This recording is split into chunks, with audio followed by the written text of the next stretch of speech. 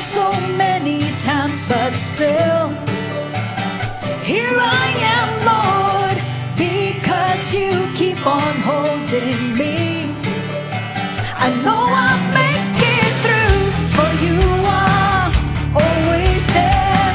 You never leave me on my own, for this life desires to be with you. Jesus, the reason I live is you. My Savior, thank you for all the things you've done. I just can't help but give myself to you, for no one else but to you will I belong.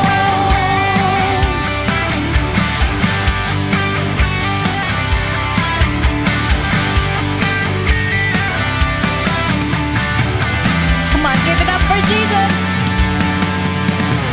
I've failed so many times, but still here I am, Lord, because you keep on holding me. I know I'll make it through, for you are always there. You never leave me on my own, for this life desires to be with you. Jesus, the reason I live is you. You're my Savior, thank you for all the things you've done. I just can't help but give myself to you, for no one else but to you will I belong. I belong to Jesus.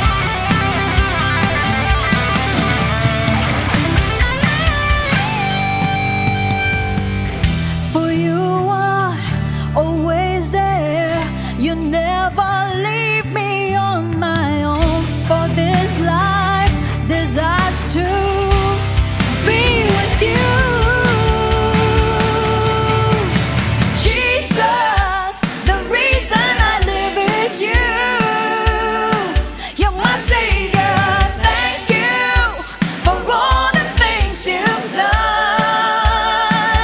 I just can't help but give myself to you, for no one else but to you will I belong. The reason I live is you. You're my Savior, thank you for all the things you've done. I just can't help but give myself to you, for no one else but to you will I belong. We belong to you, Lord, to no one else, to no one else.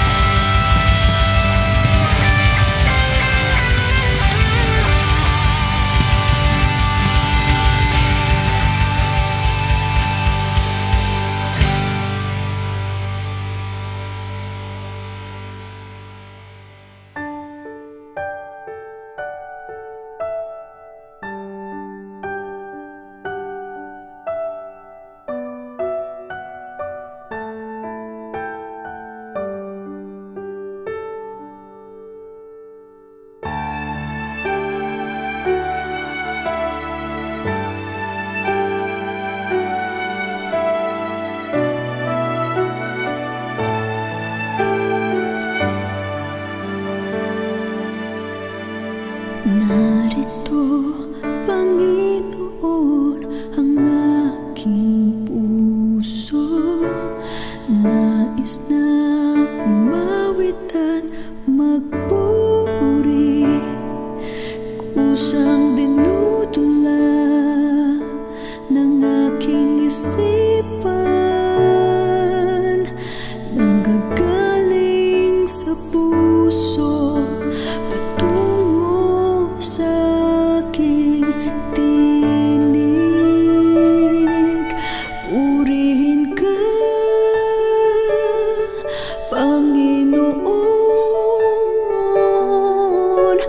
dakilain ang iyong pangalan.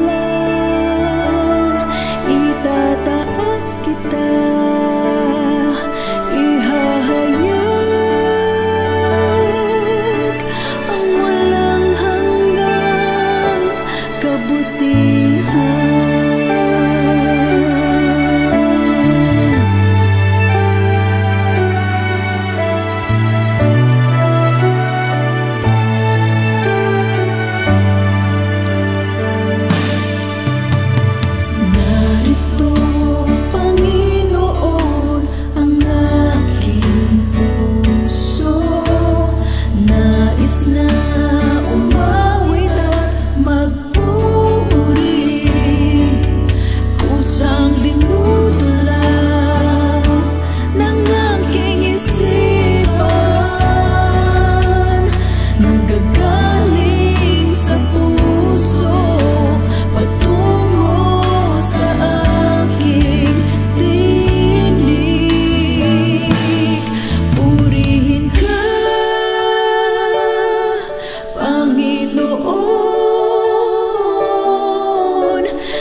Dakilain ang iyong pangalan. Itataas kita, ihahayag ang walang hanggang kabutihan.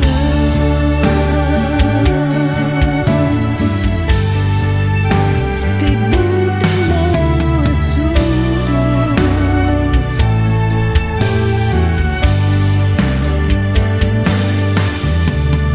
narito, Panginoon, ang aking puso. Nais na umawit at magpuri, kusang linuto lang ng aking isipan. Nanggagaling sa puso, patungo sa aking tinig. Purihin ka, Panginoon, dakilain ang iyong pangalan. Itataas kita, ihahayag ang walang hanggang kabutihan.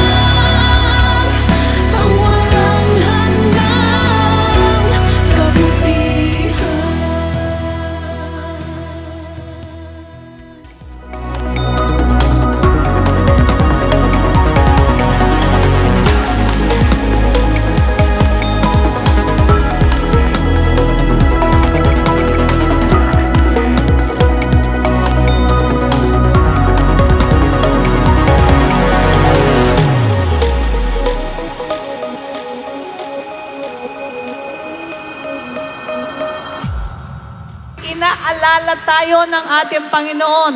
Binibisita tayo ng ating Panginoon. At hindi mo dapat sabihin na nag-iisa ka lang sa problema mo. Nandyan ang Lord. Itataas ang aking tinig, walang hanggang papuri ay sa'yo. At ako ay magpapasalamat sa kaligtasan na aking natamo. Basta ang aim mo, gusto mo ma-please ang Lord, mawawala yung mind na yon, yung mataas na mind, mapapalitan ng ano? Lowly mind. Mapapalit. Lowly mind. Mababang pag-iisip o mababang kaisipan na hindi ka nagmamataas kahit na may katuwiran ka pa, hindi ka nagmamataas. If you want a different result for 2025, we've got to do something different. And you know what that something different is? It's different in mindset. And that first mindset shifting is that wag po tayong aalis sa salita ng Diyos dahil ang Diyos ay nakatali sa salita niya. Trap ang Diyos sa salita niya. Anumang bagay na ipinahintulot sa inyo ng Diyos, all you have to say is, thank you, Lord. Makontento tayo. Dahil ang Diyos po ang bahala po sa pangangailangan po natin. Huwag po tayong matakot sa manger. Because once you have Jesus Christ, kumpleto ka na. I'm gonna sing in the middle of the storm.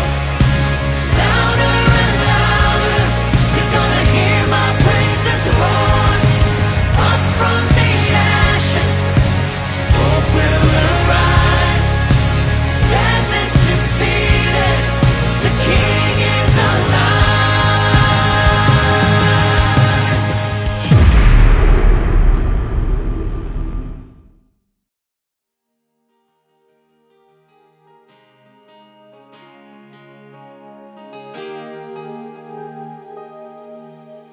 Magandang araw po sa inyong lahat.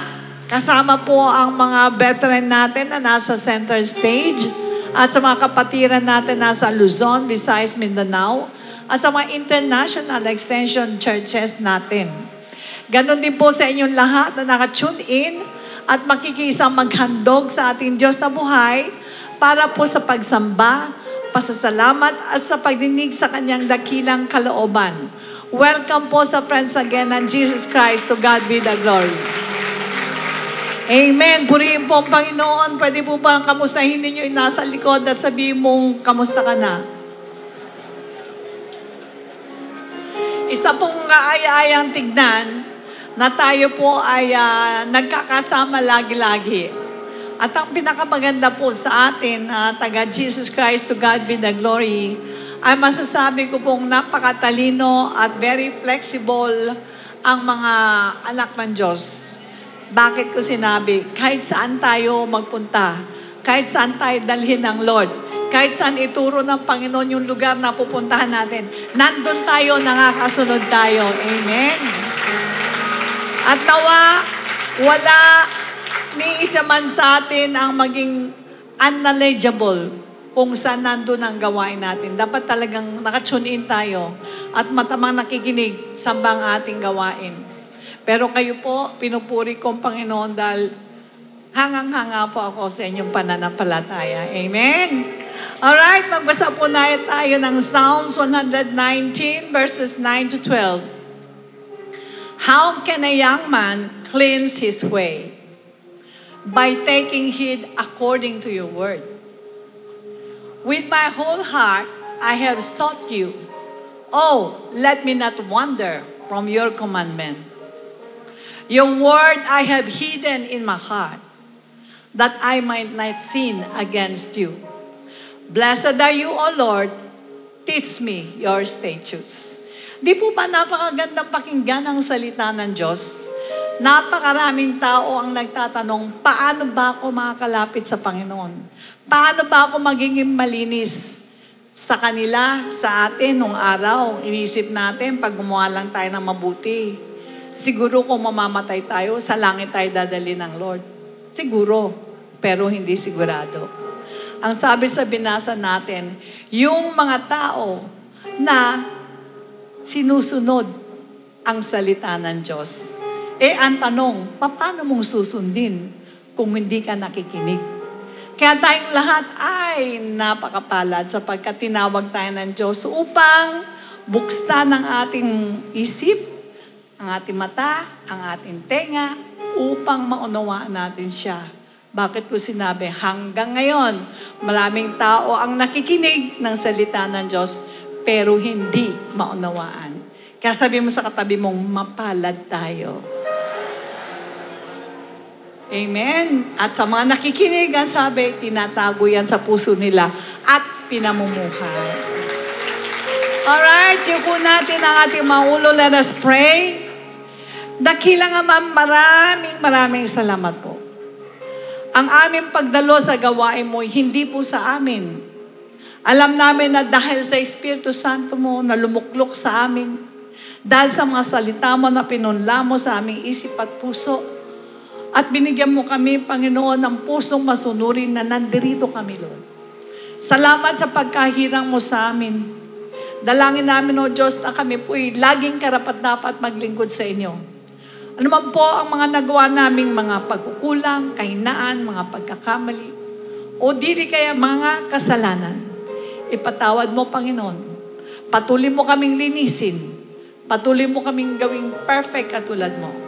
Dalangin namin na ibaba mong banal na Espiritu Santo sa bawat isa. Basbasa mo po kaming lahat sa layunin namin, Lord, na muli ka namin maparangalan, mapasalamatan. Salamat din sa aming beloved bishop na lagi mo ginagamit upang kami po'y turuan. Ibigay mo po sa kanya ang double portion ng iyong anointing at gawin mo po siyang pagpapala sa amin lahat. Pagpalain mo rin ang lahat ng mga singers, mga manunugtog at kaming lahat. Pasamahan mo sa iyong mga angels upang ang aming pagtitipon na todos ay makarating sa iyong trono sa kalangitan.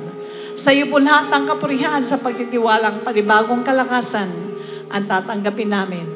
In Jesus' name we pray. Everybody say Amen!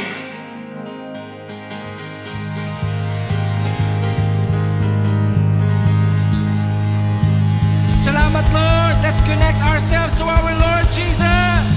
Hallelujah!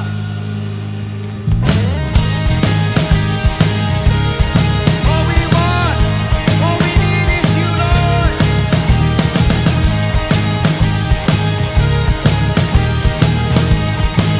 Let's sing, church. Every song I sing, proclaims your glory.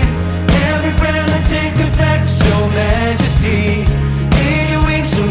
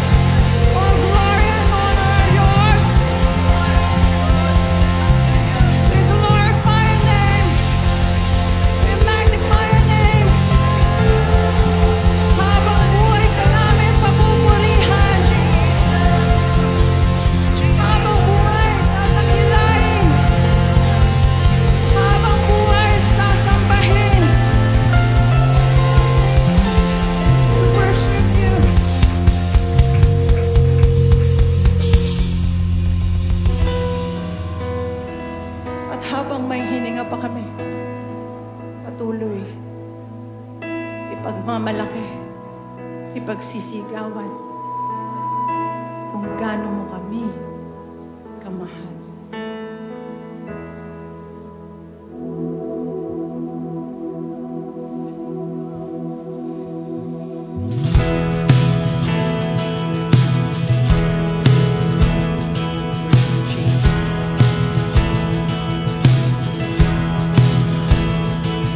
Proclaim your awesome power.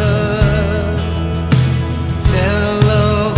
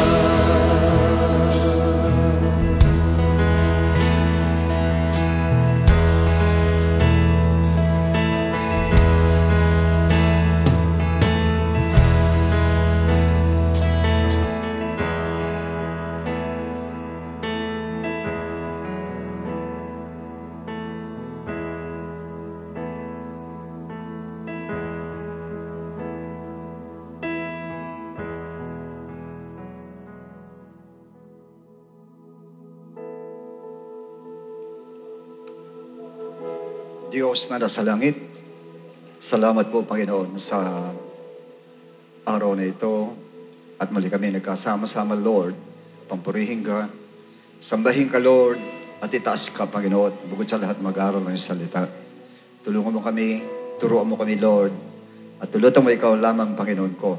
Ang siya manguno sa amin sa magitan po ng banal mo Espiritu. At daluin mo kami, Panginoon, anointing mo mula sa akin patungo sa lahat ng mga makikinig, Panginoon, sa araw na ito. At magbigay sa amin ng kaliwanagan, Panginoon, kung may mensahe gusto mo ibigay sa amin, Lord. Padaluin mo po ang strong conviction sa amin lahat, Lord, para masunod namin ang lahat ng sasabihin mo sa araw na ito. Salamat na marami, Lord, and this we ask in Jesus' name. Amen and amen. Okay, purihin ang Diyos, mga kapatid, at salamat po sa araw na ito. Muli tayo mag-aaral ng kanyang salita. Proverbs 11, verse 30. The fruit of the righteous is a tree of life, and he who wins souls is wise. He who wins souls is wise. And our subject today is entitled, Be Wise. You may all be seated, please. Ito po ang pinaka-the best na maibibigay natin before the end of this year. Makapagbigay tayo ng souls sa ating Lord, makapag-alay tayo ng souls sa ating pong Panginoon. Napakahalaga po noon sa harapan ng Lord. As a matter of fact, kanya tayo may church para po sa soul winning program para marami maligtas po ng mga tao. Kasi kung problem lang pag-uusapan po, kahit mamatay ka sa problem, walang problema dahil andyan ang Diyos at sa langit pa rin ang tuloy po natin. Kaya ang pinaka-problema, yung mga hindi ligtas, dapat maligtas po sila. Mga wala pa sa Lord, dapat maakay natin sila sa Lord. Yun na lang ang pinaka-the best na business po ngayon. As far as business is concerned, yung business, my Father's house business ang pinakamaganda po. Ang souls po ang pinakamaganda pa. Maging abala po tayo lahat dito po. Dahil dito dapat nakasentro na kayo ang mga mananampalataya. I'm not telling you na huwag kayo magtrabaho. Hindi po yun. Nagtatrabaho tayo pero yung ating mind po ay aware, alert tayo pagdating po sa souls. At yun ang kailangan po ng ating Lord. Kasi ako naniniwala, isang reason, one of the reasons, kung bakit delayed ang pagbabalik ng Lord, kasi marami pang dapat dalhin po sa pananampalataya. Kasi alam ng Lord ang mangyayari. Sa lahat na maiiwanan po, alam ng Lord ang mangyayari. And our God is a gracious God, a merciful God, talagang a compassionate God. Kaya punong-puno ng habag ang Lord at ayaw niya maiwanan yung mga tao po. Sa atin po, mamatay ka man, sigurado ligtas ka. Pagdating ng rapture day, mabubuhay ka uli, kaya no problem po sa atin. Yun sila po ang problema talaga, yung mga taong yon. Yun po ang sabihin na natin, horrible problem po, terrifying problem po sa mundo po. Yung mga lost souls, yan po ang pinaka po. Yung mga lahat ng yan papunta sa hell, yan na po ang pinakamabigat po.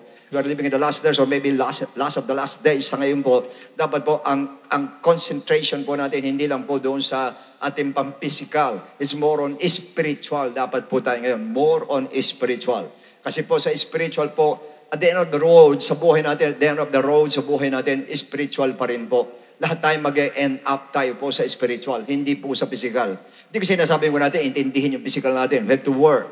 We must have job or business para to be able for us to survive, para makasurvive tayo po. Pero it doesn't mean na dun pirme ang ating focus at mawawala ang focus natin sa souls. Hindi po ubra. Kailangan po nasa souls pa rin po tayo. Ayan ang pag-aaralan po natin ngayon. As a matter of fact, soul winning is one of the most unpopular subjects at the pulpit because of the mindset of some Christians. Kasi sinabi soul winning, ang tanong is, what will I get in soul winning? Yan ang tanong ng iba. What is soul winning in relation to my livelihood or my physical life? Ano relasyon ito? And that's the reason why some Christians are not involved or so much involved or interested in winning souls. Kanya ganun po. Hindi nila alam kung ano talaga ang value ng souls, hindi alam kung ano necessity ng souls, o sabihin natin yung significance ng souls ay hindi natin alam. They don't know the importance of winning souls to Christ. You do not know. Majority hindi natin alam. But for your information, this New Testament idea or concept already existed in the Old Testament. Nandun na po sa Old Testament. Hindi lang po sa New Testament ang soul winning po. Hindi lang ginamit yung salitang soul winning. Psalms 51:13, David ginamit po. Then I will teach transgressors. Pag sinabing transgressors, ito po, in your ways and sinners. Pag sinabing transgressors, sinners po, shall be converted to you. Sinners shall be converted to you. Si David po ang nagsabi nito. In Daniel 12:3, Daniel said, those who are wise shall shine like the brightness of the firmament. And those who turn many to righteousness, like the stars forever and ever. So yun daw mga kapatid na tao na yung mga masama, ginagawa mo righteous ay magsishine ka daw, magiging star ka forever and ever. Now, let's go to why first. Doon muna tayo sa why. Why do we have to win souls? Number one po ang question natin, why do we have to win souls? Una, Proverbs 11:30 sa New King James po. Actually, puro Proverbs 11:30 ito, tatlo ito, pero iba-iba po ang kanilang translation. The fruit of the righteous is a tree of life, and he who wins souls is wise. He who wins souls is wise. So the Bible clearly said that soul winners are wise. Why? In John 8:34, Jesus answered them, most assuredly, I say to you, whoever commits sin is a slave of sin. A slave of sins. As a matter of fact, sa atin lahat na nandito, alam natin, before we accepted Christ, we are all slaves of sins. Lahat tayo alipin ng kasalanan before we are converted. Kaya ibig sabihin sa parting yon, pag tayo nag-solve po, ang resulta nito po, doon sa pagiging sinners na mga tao, o sabihin natin yung pagiging wicked na mga tao, at yung mga tao po, puro kasalanan, ginagawa, slaves ng sin, ang resulta nito ay yung mga difficulties dahil po doon sa mga negative signs. Kanya kung mapupunan nyo, ang signs po before the coming of the Lord are all negative signs. Nandun yung war, andyan ang pestilences, andyan ang economic crisis, yung famine o tagutom. In other words, lahat negative kasi sa akin po, kanya negative because judgment ng Lord yan dahil doon ang tao'y alipin po ng kasalanan. But when we win the soul or their souls, nababawasan po yung darkness at dumadami ang light sa world. Tayo, sinabi ng Lord, we are the light of the, or you are the light of the world. Lahat tayo light ng world. Although andun ang kahinaan natin, but we are still lights of this world. Lahat tayo ilaw sa libutan. In other words, ang world po talaga, the reality is full of darkness, ang world. Dahil doon sa power of darkness na siyang nandito sa world at kaya nagkakasala mga tao po at doon gapos nga ng kasalanan, kaya madilim ang world. But because they are converted, we are converted. Those Christians we're all converted. Ang nangyayari yung light, dumadami sa world. Ang light ngayon, lumiliwanag ang world dahil dun sa mga lights na yon na convert po from darkness to light. Tayo po yon. At pag tayo po nagko-convert nito ng mga tao, yung nababawasan yung darkness, dumadami yung light ngayon sa world. At hindi lang po yon, advantage sa atin po yan. Ilan tayo lahat na nandito ngayon? Ilan ang members ngayon mga To God Be the Glory Church? Yan ang tatanungin ko kayo. Thousands po tayo, sa masasabi. Hindi ko alam may eksakto po, pati extension churches natin, thousands po tayo. Doon sa thousands ngayon, kung lahat yun hindi na-convert, lahat yung masama. Lahat yung wicked. Lahat yung kasalanan na ginagawa. Lahat yun na may meruisyo ng kapwa niya. Imagine thousands of people na bawasan yung mga namamerisyo sa kapwa niya, gumagawa ng kasalanan, nagpapadilim sa mundo, nabawasan dahil sa mga soul winners. Isang soul winner lang ang ginamit sa akin. Na-win ako, ilan kayo na-win lahat? Imagine that. Sa isang tao, ilan na na-win? Napakarami po ang na-win. Kaya napakapala doon ang soul win sa akin mga kapatid. Dahil nandun, kanya, yan ang tandaan nyo, sa isang soul win po natin, huwag kayo umasa rin sa isa na yun, na yun lang ang masosoul win. Hindi mo masabi pag ginamit ng Diyos yun, naging pastor yun, ang daming masosolvin nun mga kapatid. So in other words, sa parting ito, yung ating pag-solvin po ay malaki ang part po natin sa pagiging maayos ng world o sa pagiging magkaroon ng ilaw ang mundo at mabawasan ang dilim sa mundo. Napakalaking parte natin.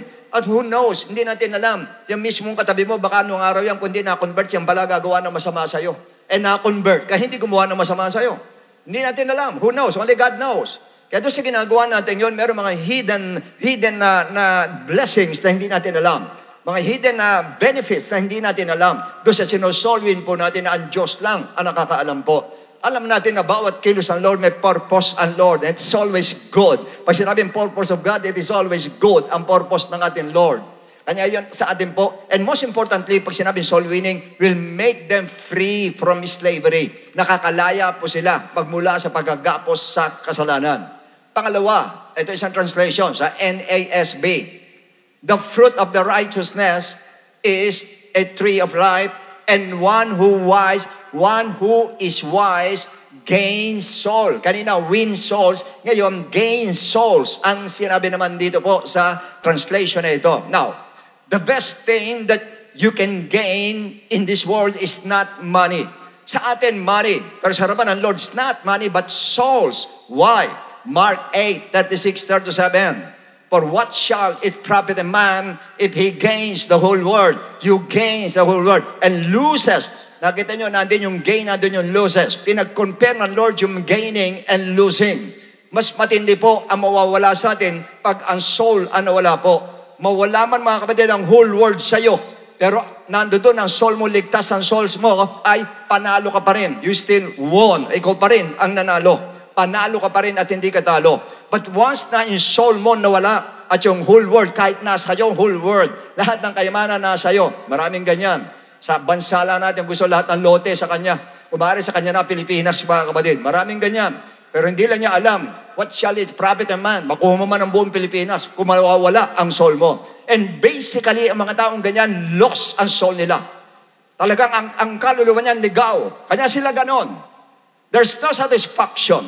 There's no contentment. Pag walang contentment ang tao, you are lost. Kasi ang isang taong saved, katulad natin po, marunong tayong makontento po. Sanay tayong makontento at alam natin makontento sa buhay natin. Kasi nga po, alam natin kung which is important, alam natin. Which is more valuable, alam natin. Bilang tayo po ay nagbabasa at nakakaalam ng Word of God. But for those people who doesn't have any idea about the Word of God, lost sila, kanya ganun sila. No satisfaction at wala silang contentment sa buhay po. Kanya hangad sila ng hangad. Pero sinabi ng Lord, kahit makuha mo lahat, pero wala ang kaluluwa mo, talo ka pa rin. Yun ang sabi ng Lord. Kaya nagtanong ang Lord susunod. Sabi niya, what will a man give in exchange for his souls? Kayo na rin tatanungin ko, ano pwede ipalit sa souls natin? Isipin niyo, ano pwede ipalit sa souls natin? Pera? Kayamanan? Alahas? Magandang bahay? Sports car? Gandang kotse? Yan ba pwede ipalit sa soul natin? Wala pong kapalit ang ating souls. Dito sa world, wala tayong maipapalit sa ating souls. Kahit saan lugar ka pumunta, walang maipapalit sa souls po natin. Yan ang number one po. Kanya pag sinabing gain, ang pinakandang mag-gain ay souls. You will not gain money, of course, but you will gain souls. At napakaganda pag souls ang nag-gain po natin. Which is most important thing into a human being, ang souls ng tao po. Sa atin, eto ka, nasa lahat, talagang marangya ang buhay mo, pero ang pinaka-importante sa iyo, hindi pa rin yung karangyaan mo. Ang importante pa rin sa buhay mo, yung soul mo pa rin. Ang importante sa buhay mo, yung soul mo pa rin. Naunawaan mo natin. And not only that, but you will gain, ang salitang gain, the attention of God, na importante po rin sa atin. Importante yung soul natin, pero importante rin mag-gain mo ang attention ng Lord. Luke 10:25-29. Behold, a certain lawyer stood up and tested him, saying, Teacher, what shall I do to inherit eternal life? Tinatanong niya tungkol sa buhay walang hanggan. Next. And he said to him, what is written in the law? What is your reading of it?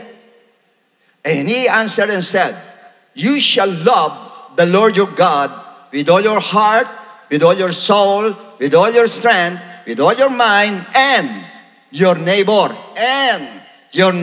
as yourself. Ito madalas nakakita natin dapat, pero tignan din natin ito. Love your neighbor as yourself. Next. And he said to him, you have answered rightly. Sabi ng Lord, do this and you will live. Gawin mo yan, mahalin mo yung neighbor mo. Take note, mahalin mo yung neighbor mo at mabubuhay ka. Buhay na maayos. But he, wanting to justify himself, said to Jesus, and who is my neighbor? Sino ba yung neighbor na sinasabi mo, Lord? Nagkwento na ang Lord. Everybody knows the story, no? In Luke 10:30-35. Hindi natin babasahin, kakwento ko na lang sa inyo. Sabi ng Bible, meron po isang lalaki po, at siya dumaan doon sa dangerous na lugar. Talagang dangerous na lugar na iyon. Marami po mga mandarambong doon, marami magnanakaw. At yun ang nangyari po. Hinarang siya, masasamang loob, binugbog siya, ninakawan siya, at iniwan siya na nakahundasay siya. Dumaan ngayon yung priest. Nung dumaan ang priest, hindi siya pinansin. Dumaan yung scribes. Nung dumaan yung scribes, hindi rin siya pinansin. Dumaan yung Samaritano, hindi, non-believers yung dumaan. Yung non-believers ang pumansin sa kanya. Kinuha siya at pagkatapos dinala sa isang inn. Pag sinabing inn, yun po yung parang maliliit na hotel po. At doon siya, ginamot siya, nilagay siya ng langis, isinakay siya. Pagkatapos dinala sa inn. At pagdating doon, ano sinabi niya ro sa may-ari ng inn? Ito ang pera pag kulang pa yung pagbalik ko ay bibigay ko sa iyo. Inalagaan niya itong taong ito. Ano sabi ng Lord? Verse 36. So which of these three? Sino-sino sa tatlong ito? Yung priest, yung scribe, yung Samaritans, do you think was neighbor to him who fell among the thieves? Sino ang kapitbahay nitong tatlong ito dito sa tatlong ito? Dito sa priest, dito sa scribes, tsaka dito sa Samaritan. Sino ang kapitbahay nitong binugbog na ito ng mga magnanakaw? Sino? Yun ang tanong. Verse 37. And he said, siya na nagsabi, he who showed mercy. He who showed mercy on him. Then Jesus said to him, go and do likewise. Humayo kayo at gawin mo rin. So that means in the spiritual aspect, soul winning is a display of your love and mercy to your neighbor. And ultimately, you will gain the attention of God. Kanya kung mapupunan ninyo, tatlo yung nandun. We may observe that the attention of Christ is not on the victim. Wala doon sa victim ang attention niya. Nandun sa priest, nandun sa scribes, nandun lalo na sa Samaritans. Hindi niya tinignan yung nabugbog at tinignan niya yung dumaang tatlo na yon. Ano gagawin itong tatlong ito? Yun ang tanong natin ngayon sa sarili natin. Tayo ba yung priest? Tayo yung scribes? O tayo yung Samaritans? Yan ngayon ang tanong.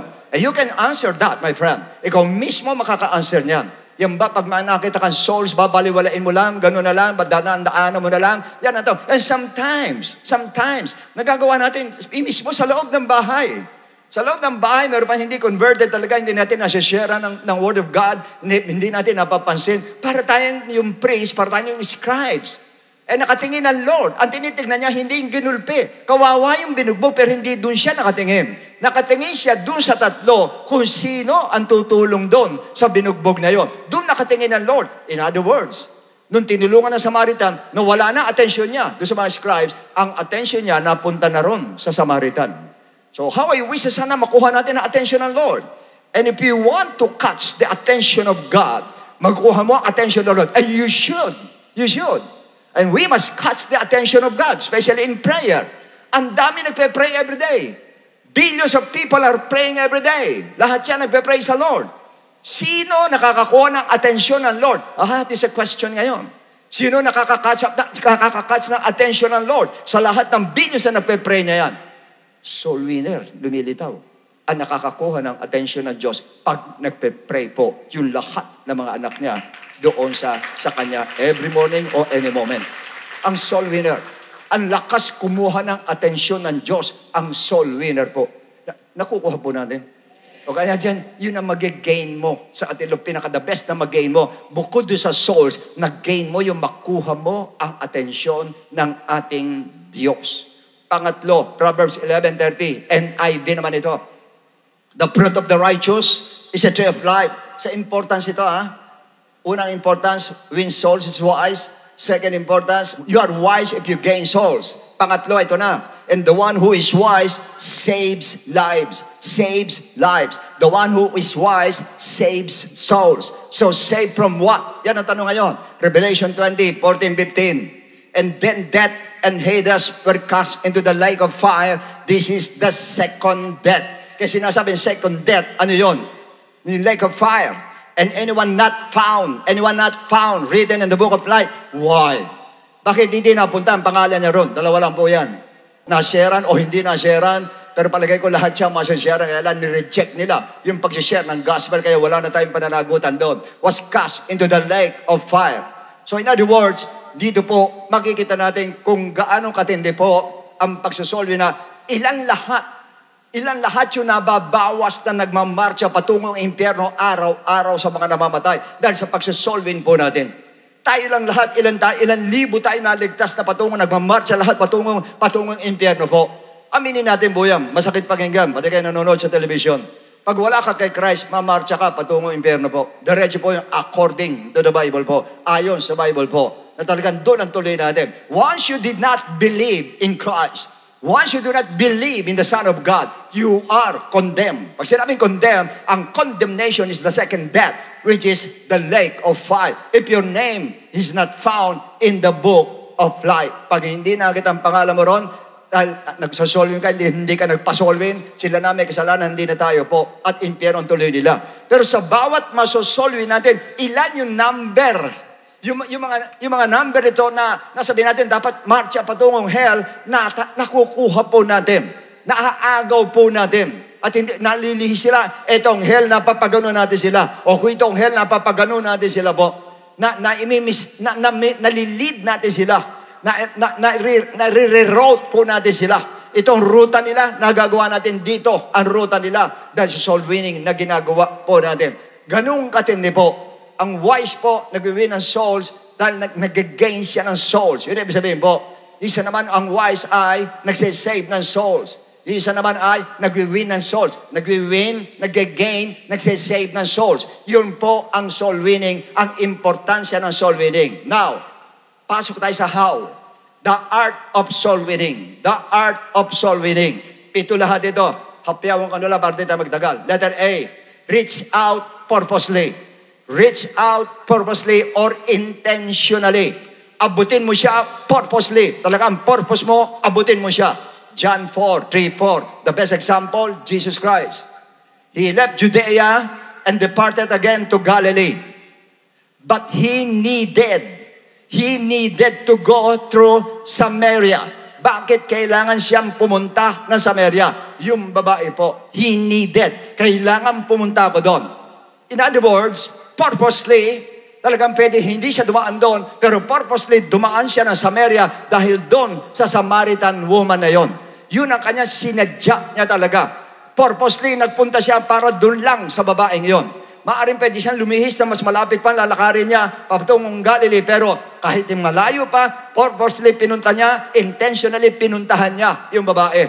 There are times na unintentionally nakakawin tayo ng souls. Tulad nangyari sa akin kay Brother Bob, nagkasulubong lang kami sa SM. Mamaya, na-win siya mga kapatid. At ilan yung na-win mula sa kanya? Mula sa kanya, yung buong, sa factory niya, lahat ng mga nando doon, mga manggagawa po, yung kanya mga supervisor, lahat yun po, na-win po yun. At yung iba po, naging workers pa, naging teachers, iba naging pastor pa po iba. Sa isang nasa lubong ko lang, unintentionally. But if it is your lifestyle and soul winning, especially may program and church, katulad na sa 15. Pagka ganyan may program and church po, ang kailangan po natin ay, for you have to reach them purposely. You have to reach them purposely because you know the value of one soul. Pag alam mo ang value ng one soul, talagang intentionally at sasadyain mo talaga yung soul. Pupuntahan mo talaga yung soul. But reaching out to them means, number one, pag sinabi i-reach out mo purposely, number one meaning you have to exert effort. Kailangan ng effort. Meaning, one way of exerting effort wisely is through soul winning. Yung pagbibigay ng lakas o ng effort mo para masolve ng tao. Yun ang maganda po. Pero madalas po, saan napupunta effort natin? Madalas yung ba sa TikTok? Hindi mo alam, yung TikTok na yon, parang relos yan. Na bawat TikTok niya, may napupunta sa hell na hindi mo alam. At bawat TikTok niyan, hindi mo alam yung pinapupuntahan sa ng Lord, patungo na ng hell. May sakit na pala, mamamatay na pala. Eh nando ka sa TikTok, wala ka sa TikTok na orasan. Doon ka sa orasan ng TikTok, tumingin pirme. Yung pirme, pakinggan mo, pag tahimik ang panahon, mapapakinggan mo. Ako pirme ko napapakinggan yan. Pagka minsan talaga sabihin natin na, wala na ako, nagpe-pray si Pastor doon sa prayer room, doon sa kwarto, ando si Brother Wiggly, doon sa kwarto namin naman, hindi ako makapag-pray doon. Alam nyo saan ako nagpe-pray? Sa loob ng CR. Pag sa CR nandun ako ngayon, lahat yun, bawl lahat, binababaan ko, tinatakpan ko, tapos kukuha ko ng kwando ng medyo malambot, doon ako ngayon. Doon ako magpe-pray ngayon. So tahimik ngayon, may release doon eh. Marinig ko ngayon, tik, tok, tik, TikTok, gumaganon. Alam niyo pong mapasok sa mind ko, yung mga taong mamamatay. Yung buhay ng tao, ayaw nakadepende ro sa TikTok na yon. At hindi natin alam, pati buhay natin, nakadepende ro sa TikTok na yon. TikTok tayo ng TikTok doon sa social media, hindi mo alam. Yung tunay na TikTok, doon tayo dapat makinig. Yung TikTok ng buhay, yung relos. Yung TikTok niyang bawat TikTok may namamatay, baka hindi nyo alam. For every 1 second, alam nyo ko ilan namamatay? For every 1 second, alam nyo ko ilan? Napakarami po. Sa loob ng isang araw, I think 100,000 sa namamatay. Sa loob na isang araw, napakarami namamatay po. Although marami pinanganganak, pero marami po ang namamatay. And imagine that out of 100, let's say 100,000 died every day. Namamatay sila every day. Ngayon, doon sa 100,000, ilan ang saved? At ilan ang patungo sa hell? Yan ang tanong ngayon. Ando sa TikTok. TikTok yan, ayun, namamatay, di ba lang, TikTok. Isang tik pa lang may namatay na. Isang tok pa lang may namatay na. Isang tik pa lang, ilan na yung namamatay. Na lahat, karamihan po ay destined lahat sa hell. Hindi destined sa Lord, kundi destined sa hell. Dahil hindi tumanggap sa Lord. Kaya ganun ka-importante po yung ating soul winning po na purposely sila po ipupuntahan natin po. Mag-exert ka ng effort talaga para puntahan po sila. And second, you have to make time. You have to make time. One of the best ways of using your time wisely is in soul winning program. Not in deeply thinking about your problems, about your conflict in lives. Hindi po yun. You're wasting your time. Pag tayo nag-iisip lang tungkol sa problema natin personal, problema sa relationship, problema sa business, sinasayang mo ang oras mo. Dahil kahit anong isip ang gawin mo dyan, kung ano yung nakatakda, yon ang magaganap. At kahit anong isip mo dyan, pag kumilos ang Lord, tapos na ang problema mo. At kahit anong isip mo dyan, at hindi kumilos ang Lord, hindi matatapos ang problema mo. Kaya kalokohan po mag-isip na gano'n, sayang ang oras. You are wasting your time. Pag yan ang iniisip po natin. Tabi natin lahat, ignore natin lahat yan. Kaya sinabi ng Lord, casting all your cares upon me because I care for you. So kinikare tayo ng Lord, bigay natin lahat sa Kanya. Doon tayo mag-care sa Kanyang number 1 na gusto. Sa souls tayo mag-care. Doon natin po, yung ating effort, doon natin ubusin po. At ang pangatlo, pag sinabing rich purposely, you have to spend money. Kasama po yan.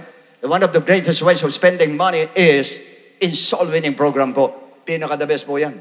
Sa akin, noong araw po, actually, naalala ko bago pa lang ako sa faith noon. May baril ako noon. Kasi po may threat kami noon pastora. Dahil hindi ko alam, parang gusto kami perahan, pero hindi ako nagbigay. Bumili akong baril, PPK pa yung binili ko, tapos 32 Beretta, tsaka 22 caliber.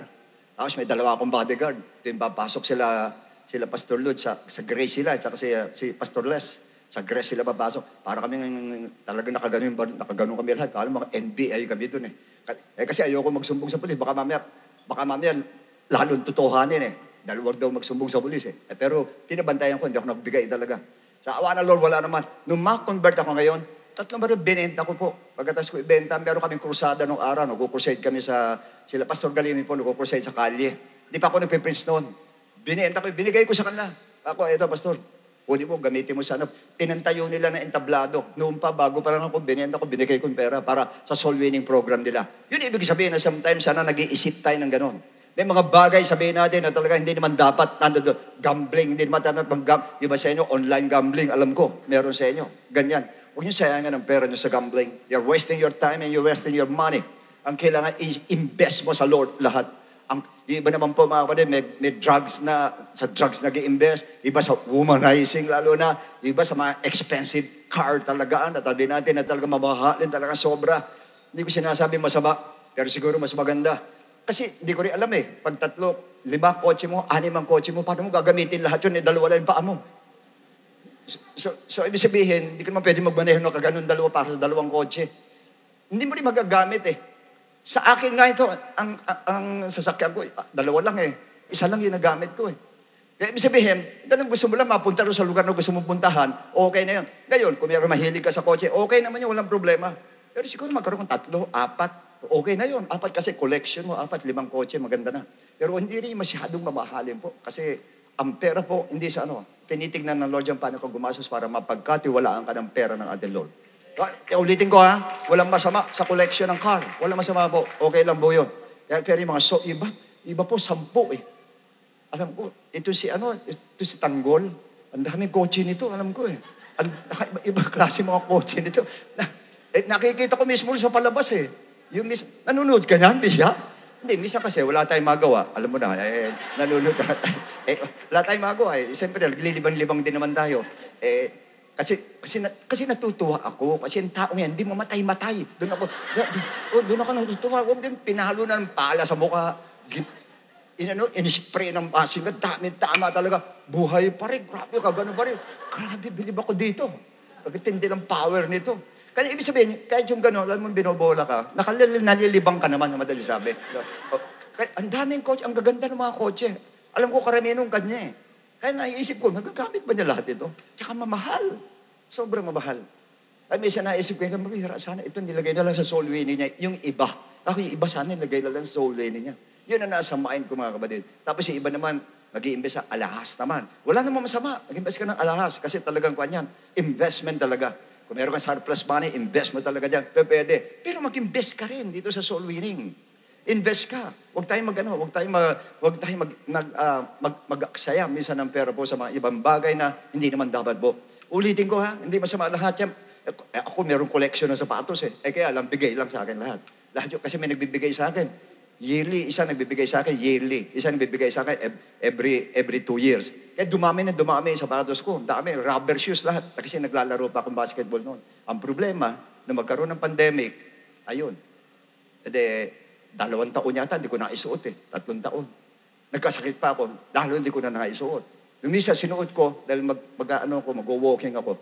Bihira, gulat ako na, bigla nawala yung swelas eh, hinahanap ko yung swelas. Doon pala, nasisira pala yan. Nasisira. Kaya, ibig sabihin, sayang lang. Inisip ko tuloy, sayang sana, imbis na masira ito, binenta ko na lang ito. Kasi dapat pag mag-invest ko na ng gano'n, dapat nasa aircon. Aircon ko, sapatos.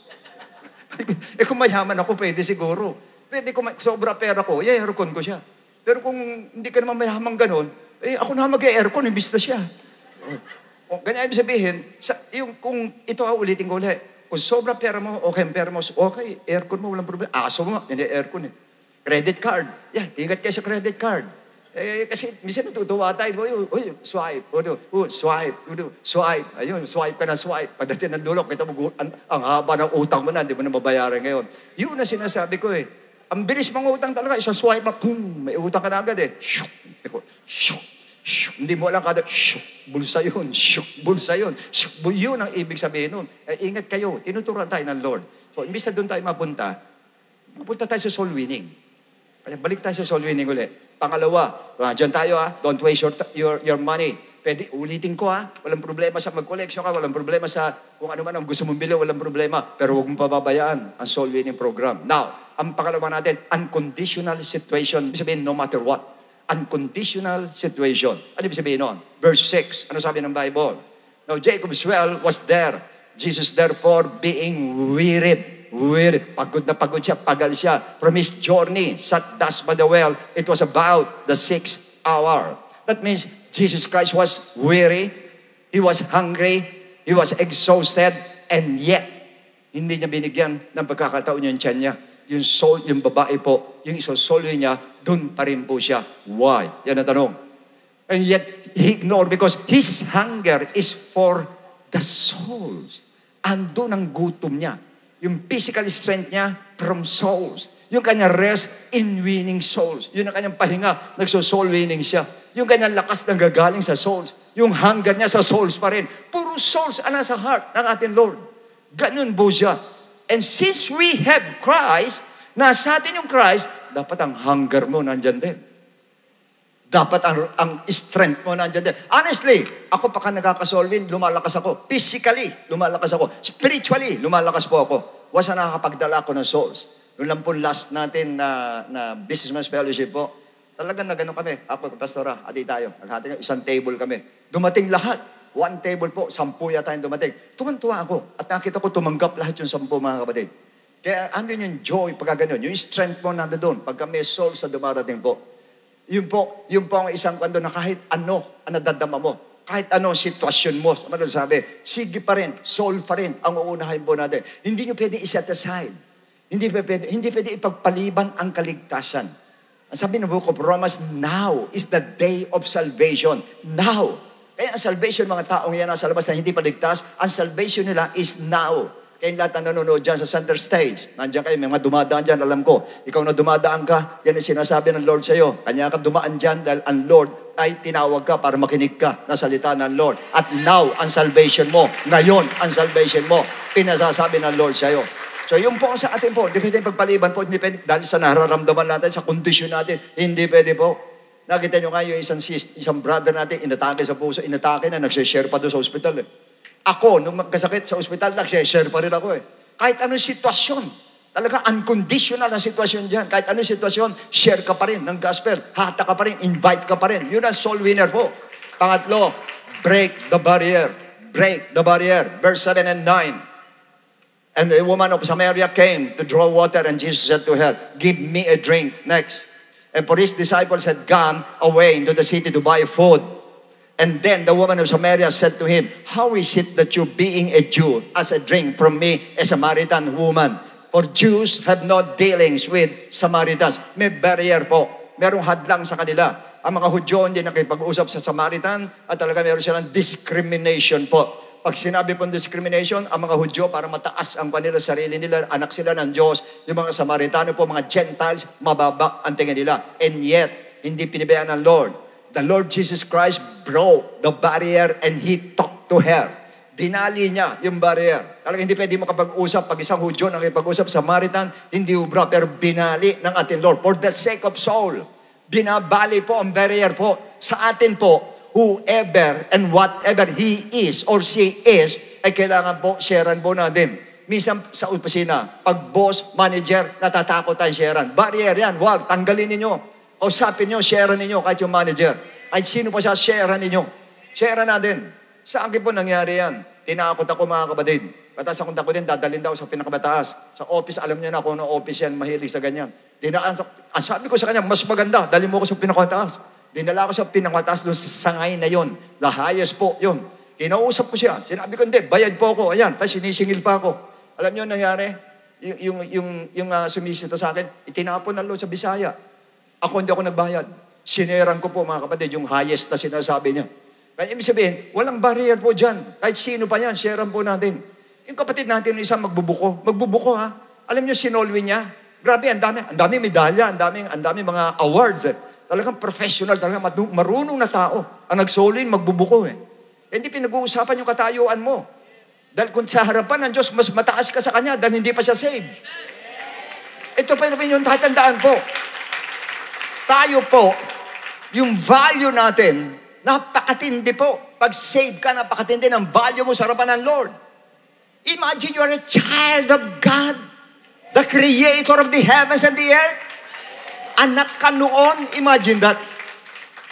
Sabi mo lang, anak ka ni Don Andres, anak ka ni Don Luis, anak ka ni ganito. Parang dahil doon yan na ano ka na anak ako nandun. Yung pagmamalaki ko, gano'n na. Lalo na anak ka ng Diyos.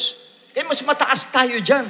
Kahit sabi mo, mekaniko ka, may boss siya, general manager. Anong general manager? Pagdating sa gospel, pantay-pantay tayo. Kailangan mo to, kundi hindi ka maliligtas. Gano'n dapat sa mind natin. Gano'n tayo ka-bold. Ganun tayo dapat ka-bold sa kanila. Nangyari din sa ganyan. Alam ni Pastor yan, in-invite ako sa alay ng building, inalay. Pagkatapos, nagpipreach ako. Dumating yung mayor, pinatitigil ako. Hindi ako tumigil. Diretso, nag-preach ako. Matindi yun, yung mayor na yun. Matapang yung mayor na yun. Wala akong pakialam yun sa loob-loob ko. Sige, diretso ako, dumarating siya, preach ako ng preach. Nung matapos ako, tsaka ako tumigil, natapos na ako. So in other words, sa parting, hindi pa pwedeng pipigilan ka ng word of God yan. Walang pwedeng pumigil po. At walang pwedeng yung nahihiya tayo, nangingimi ka. Hindi pwede. Hindi ako marunong English, di magtagalog ka. Marunong naman magtagalog yung mga yan Nasa Pilipinas ka. Sana kung nasa Amerika ka, wala ka magagawa, talagang English dyan nasa Pilipinas ka O kahit sabi mo, manager pa yan, marunong magtagalog yan. Tingnan mo, gusto mo malaman kung marunong magtagalog o hindi? Kurutin mo. Aray! O aarayan, sigurado. O kanya, sabi ko sa inyo, kayo matatakot pag gano'n. Ay, sino kaharap? Lalo sa inyo, namamasukan kayo. Laborer lang. Anong laborer lang? Anak ka ng Diyos. Ang trabaho mo, laborer, pero anak ka ng Diyos. Harapin mo. Sabihan mo, sharean mo. Alukin mo ng Bible study. Boss, Bible study na. Boss, nasasabihin nga pala ako sa iyo. Huwag kang magagalit, boss. Pero ito, sandali lang ito. Share ko lang sa iyo. Share mo yung gospel. Pagkatapos doon, at saka invite mo ngayon. Pumunta sa tindi, at least na-invite mo siya. I-share mo yung gospel. Sabi mo, boss, share ko sa yung gospel. Tinanong boss mo, ano ba yung gospel? Ano nga ba yung gospel? Yan ang problema. Dapat alam mo yung gospel. Naunuan po natin. I-share natin yung gospel. Pagkatapos, huwag kayo matakot po. Kahit may ari pa ng kumpanya, huwag kayo matakot po. Kahit siya, mas maganda kung siya. Mas maganda. Kahit sino. Sa akin nga, hindi naman sa iharap sa akin si Bongbong. Abay, very good. Pinagpe-pray ko nga eh. Sana po Lord, isang araw makapagsalita ako sa kanila. Sinasabi ko talaga. Kasi nga, honestly, nag-grip ako. Nung makita ko sa Malacanang, ginawa nila, nag-pray. Hindi muna prayer ang kailangan ng bansa. Kailangan i-arrest natin ang root. Ang root is sin. Yun ang dapat. Sinabi kay BBM. Yan po ang ugat. Kasalanan po. Malinaw. Yan ang ugat. Yan ang arrestuhin natin. Pag na-arrest yan, ayun. Pray tayo ngayon. 2 Chronicles 7:14, ano sinabi nga doon? Humble yourself to the Lord. Seek God. Ano sumunod? If my people shall humble himself to the Lord and seek my face and turn from their sins. Ando na eh. Then I will heal their land. Turn muna, I will heal their land. So, ibig sabihin ng bansa, ang sinasabi ng Lord. So, ang kailangan doon, yung kasalanan, i-arrest muna sa bansa. Anong kasalanan? Original sin. Dalhin mo sila sa original sin. Yun ang pinakaugat, kaya hindi mapigilan ng kasalanan. Dalhin natin doon na walang ibang sagot, kundi ang gospel ng ating Panginoon. Yun ang dapat. Yung gospel muna kay BBM. Malaman niya kahalagaan ng gospel po. Pag tinanggap na niya ang gospel, Mr. President, let us pray. Tsaka tayo mag-pray ngayon. Pakikinggan siya. Siya namumuno eh. Pakikinggan siya ng Lord pagka ganon.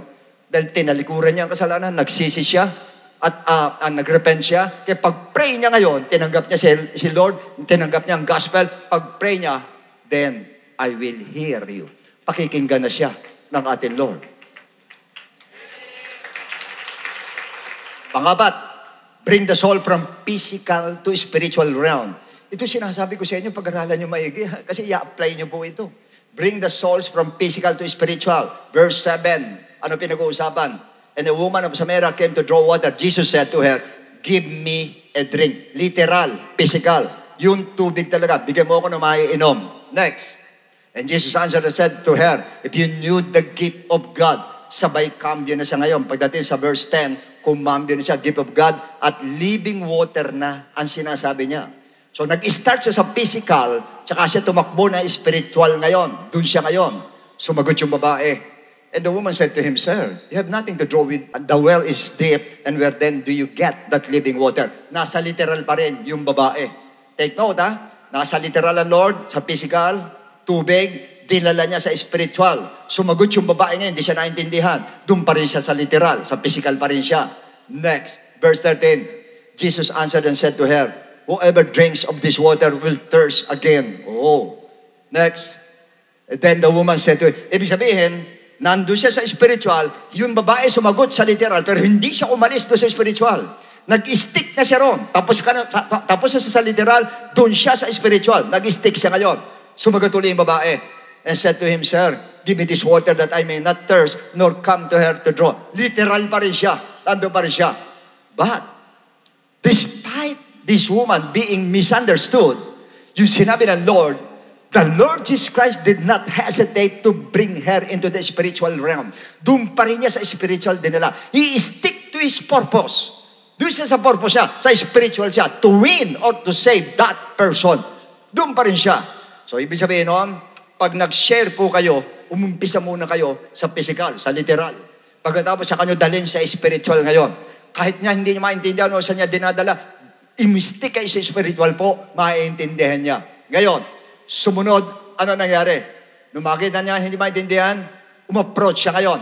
Panglima to, approach the soul's burden or problem. Papasok ka na kayo doon. Mag-a-approach ka kung ano yung problem niya, kung ano yung burden niya, aalamin mo ngayon. Jesus said to her, "Go, call your husband and come here." Bilang Diyos, alam niya, nandun ang problema niya. Next. And the woman answered and said, "I have no husband." Jesus said to her, "You have well said." Alam ko, wala kang asawa. I have no husband. Next. For you have had 5 husbands. 5 yung kinakasama mo, and the one whom you now have is not your husband. 6 na. And that you spoke truly. For you have had, dati kang meron 5 asawa, ngayon yung asawa mong kinakasama mo ay hindi mo pa rin asawa. Take note, pag hindi pa kasal ay hindi mo pa asawa po. Pasensya na po tayo. Kung meron man sa atin dito, may kinakasama ka, hindi mo asawa yan. Kinakasama mo lang. Dalang asawa po ay may basbas dapat ng ating Diyos po. Yun ang asawa po. Now, next. Matthew 11, pwede nyo nandalin dito. "Come unto me, all you who are labor and heavily laden, I will give you rest." Lumapit kayo na bibigatan. Pwede nyo dalhin po doon. Para na sa ganun po, makuha niyo yung problema niya. Pag na-touch nyo na ngayon, yung problema niya, ito na ngayon, ang pang-anim po. The personal message of God to the souls you want to win. Ano yung personal message na yun? God seeks you. 19:20. Ano sinabi ka doon? And the woman said to her, "Sir, I perceive that you are a prophet." Ano ibig sabihin? Itong babae, hindi maintindihan, nasa literal. Ngayon, siya na nagtatanong tungkol sa, siya na mismo pumunta sa spiritual. "I perceive that you are a prophet." Tingin ko, propeta po kayo. Nasa spiritual na siya. Next. Our father's word, ayun. Siya na nagsabi tungkol sa worship. Kanina, nasa literal siya. Pumasok na rin siya sa spiritual. Our fathers worship on this mountain, and you Jews say that in Jerusalem is the place where one ought to worship. In other words, the woman herself brought the conversation to the spiritual realm. Siya na nagdala sa spiritual. Sumagot ang Lord. Verse 23, personal message ng Lord. "But the hour is coming, and now is when the true worshiper will worship the Father in spirit and truth. For the Father is seeking such to worship Him." Ibig sabihin nun, hinahanap ka ng Diyos. Yun ang pinakamatindi, pinakamabigat na statement na sasabihin mo sa sinusolin mo. Hinahanap ka ng Diyos. That is very personal. At sino man ang sabihin mo ng ganun, maaantig ang damdamin niya. Kasi nasa isip niya, sino ako para tawagin ako ng Diyos? Sino ako para pansinin ako ng Lord? Dahil alam niya kung ano yung kasalanan niya. Kaya pag sinabi mo, hinahanap ka ng Diyos, ayun na. Durog ang puso niya, sigurado yun. Pag yun ang sinabi mo. Sabi mo naman, kung ba't siya hinahanap ng Lord? Hinahanap ka ng Lord dahil alam niya kung ano dinadanas mo ngayon. Hinahanap ka ng Lord dahil alam niya na bibigatan ka. Hinahanap ka ng Lord dahil alam niya nangyayari sa buhay mo. Hinahanap ka ng Lord dahil gusto niya tulungan ka. Yun eh. Puro hinahanap na yan. Lagyan nyo, lahat ng hinahanap, lagyan nyo na ng sentence yan. Hinahanap ka dahil nakikitang ang nangyayari sa'yo. Hinahanap ka, alam niya nabibigatan ka. Hinahanap ka dahil alam niya kung ano problema mo. Hinahanap ka dahil panghuli mo, dahil gusto kang tulungan ng Diyos. Yun ang panghuli mo sa hinahanap. Nakuha po natin? Now, pang-7, your ultimate target. Ano ultimate target? Verse 28-30. Ano sabi nga noon? The woman then left her water pot, went her way into the city, and said to the men, next, "Come and see. Come and see." Halina kayo. Nag-invite na siya. Halina kayo at tingnan ninyo yung lalaki who told me all things that I ever did. Could this be the Christ? Next. Then they went.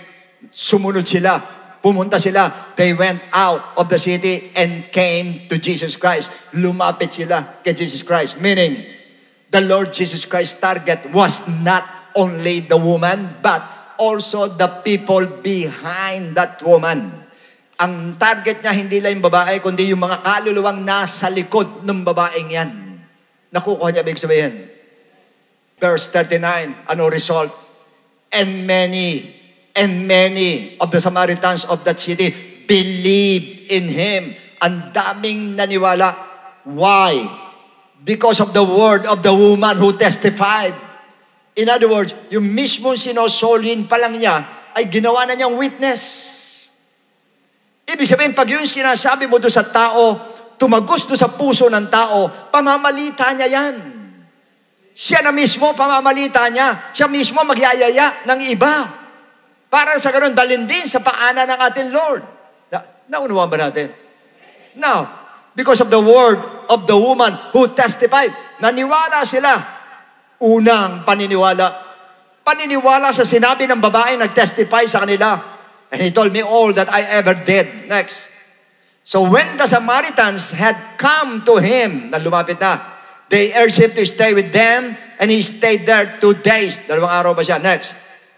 And many more believed. Marami pa naniwala. Nung mag-stay siya sa Samaria, mas lalo pang dumami ang naniwala.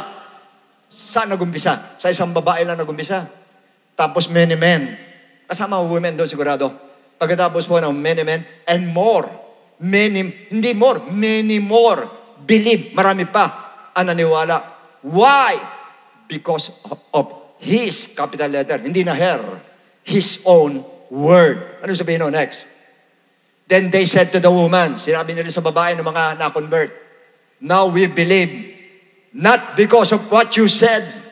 Nung una, naniwala kami sa iyo, kanya kami pumunta. Pero, nung marinig namin siya, for we ourselves have heard him, and we know that this is indeed the Christ, the Savior of the world. Ibig sabihin noon, pumunta kami rito dahil naniwala kami sa iyo. Pero nung mapakinggan na namin sila, kanya kami nagpunta rito, hindi na dahil sa iyo, dahil napakinggan namin siya, si Jesus Christ mismo. Ganon din yun. Mag-share po kayo. Pag nag-share kayo, maniniwala sila. Pagdating dito, share, preach na ng preacher ngayon. Pag nag-preach ang preacher ngayon, ay na, ang paniniwala niya, direct na sa salita ng Diyos through the preacher.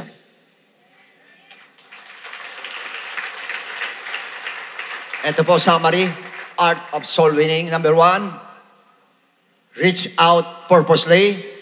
Ano ibig sabihin nun? Exert effort, make time, and spend money. Second, unconditional situation. Kahit ano pa ang kalagayan mo, ano pa ang nararamdaman mo, sige, diretso pa rin. Break the barrier. Pangatlo, speak whoever and whatever he is. Kahit sino pa siya, sharean mo siya. Tanggalin mo, wasakin mo ang barrier o hadlang. Fourth, bring the soul from physical to the spiritual realm. Mag-umpisa ka sa literal muna, patungo ka sa spiritual. Next, approach the soul's burden or problem. Pasok ka na sa problema niya. Alamin mo kung yung problema niya. Next, God's personal message to the soul. Ano yung personal message? Hinahanap ka ng Diyos. Sabi niyo kung bakit hinahanap. And lastly, ultimate target, the souls behind that person. Yung hindi lang siya, kundi nasa likod niya, yung family na ang target natin. Kaya sa 1FC natin, pag nag-one-on-one kayo, misa sabihin nyo, gusto mo sa bahay ninyo gawin natin. Parang sa ganun, pati tatay mo, nanay mo, makapakinig sila. Dadami 1FC natin, baga ganun. Lalaganap po. Huwag lang doon sabihin na 1FC nyo, nakatarget kayo. Ang target nyo, pati, kasi kuha na siya Nag-1FC na siya Ang target nyo, yung mga souls ngayon doon, sa likod niya, ang tatargetin natin. Naunawaan mo ba natin? Everybody shout, praise the Lord. Praise the Lord. Ngayon, maaasahan ba natin to this coming Sunday na lahat tayo magdadala ng souls? Maaasahan ba lahat tayo magta-try talaga tayo, pilitin natin magdala talaga, taas ang kamay? Yes. Yun lang sinabi mong gusto ko, pilitin ko, ang Lord na bahala. Yung tinatarget mo, hipuin ang Lord. As a Sunday, this coming Sunday, darating yung souls na yan. At doon siya Ang ganda ng kuha natin, topic natin, sabihin sa kanya. Alam mo ang tanong maganda? Okay, makinig kayo. Magandang approach sa kanya kung alam ko ano. Brad, gusto mo ng kapayapaan? Yan. Yun ang pinakamatindi po, pag-approach sa kanya. Doon ka na sa problema, di ba meron dyan, pang 5, approach the soul's burden. A-approach ka na sa problema niya. Pagkasabi ng problema niya, tatanong ka na, Brad o sis, gusto mo ba ng kapayapaan? Ayun na. Kasi yung topic natin peace on earth, goodwill to man. Umaten ka sa Sunday. Malalaman mo anong tunay na kapayapaan. Ang gandang pang-invite po ngayon ito. Dahil lahat ng tao ngayon naghahanap ng kapayapaan. Tandaan niyo po yan. Tayo mismo naghahanap Dahil lalo na po yan. Mga yan, walang Kristo sa puso. Naunawaan po natin? May natutunan po tayo. Okay, i-apply ba natin? Ang duration nyo, 1 linggo lang. 2 week na ito po. Pwede nyo apply po hanggang, okay, listen to me. Apply nyo ngayon pa lang. Textan nyo na, tawagan nyo. Ang duration nyo hanggang Saturday. No, hanggang Friday. Pagdating ng Saturday, pag-fast nyo na. Pag-fasting nyo na, may congregational fasting tayo. Surely, sa Sunday, kasama nyo, mga kapatid, yung taong yan, nabibigay ng Lord po sa atin. Okay, naunawaan po natin. Puri po ang Diyos, sana po yung lesson yan, huwag na natin pinakinggan. Sana sinulat ninyo para ma-apply natin, practicein po natin. Kasi ganito ang gagawin nyo po, no? Ang gagawin nyo po dyan, pagkatapos yan, i-workshop nyo yung sarili nyo. Pa-practicein po natin ngayon. I-apply nyo sa non-believer. May kaibigan ka, apply mo ngayon sa kanya. From 1 hanggang doon sa 7, i-apply nyo sa kanya ngayon. Number 1, sasadyain mo siya. Pangalawa, kahit anong kondisyon ng katawan mo. Sige, basta kaya mo, puntahan mo. Pangatlo, tanggalin mo yung kinatatakutan mo o nahihiya ka, tanggalin mo lahat ng hadlang. Pang-apat, dali mo siya sa physical, tapos dali mo sa spiritual. Yun ang pag-usapan nyo. Pang-lima, i-approach mo na. Anong problema mo? Anong problem mo? Anong kabigatan mo? Tapos ipasok mo yun. Gusto mo ng kabayapaan. Pagkatapos, personal message to the soul. God seeks you. Hinahanap ka ng Lord. Pampito, targetin mo na. Pati yung nasa likod niya. Naunawaan mo natin? Okay, puri ng Diyos mga kapatid. Sana sa tinuro ng Lord sa atin, ay ma-apply po natin sa lahat. How I wish na sana lahat ka nandito ngayon para mapakinggan nila. But anyways, ito naman magagamit natin pirme. Sa lifestyle ng soul winning natin, magagamit natin pirme. Pati yung walang hindi nakinig ngayon, ay maabot po silang lahat. Everybody shout, praise the Lord.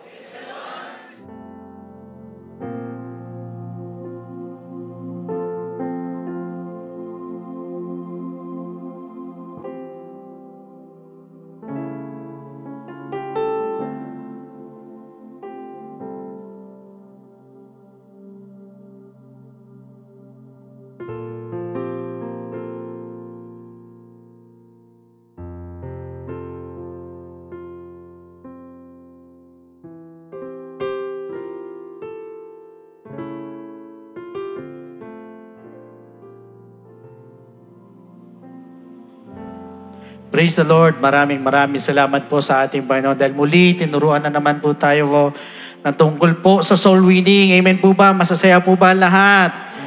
Isa po ito sa dapat pong ginagawa po natin bilang isa pong Kristiyano, mga kapatid, na napakala po yan. Na we have heard kung gaano po ito kahalaga, of course, dahil isang tao daw po who wins souls is wise. Who gains souls talaga, mga kapatid, nag-save, nandun na nag-gain ka. Kapag tayo rin po ay nagso-soul winning, pinapakita natin po yung pagmamahal po natin at yung habag po natin sa ating pong mga kapwa.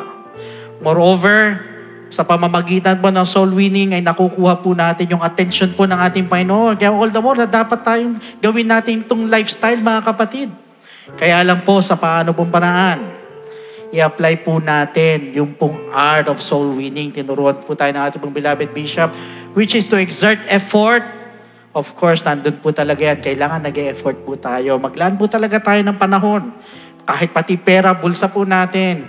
At yun din po, i-break po natin yung barrier. Hindi lang po yung isang tao ang tingnan natin. Ang abutin po natin, hindi yung mga tao na nasa likod po niyan.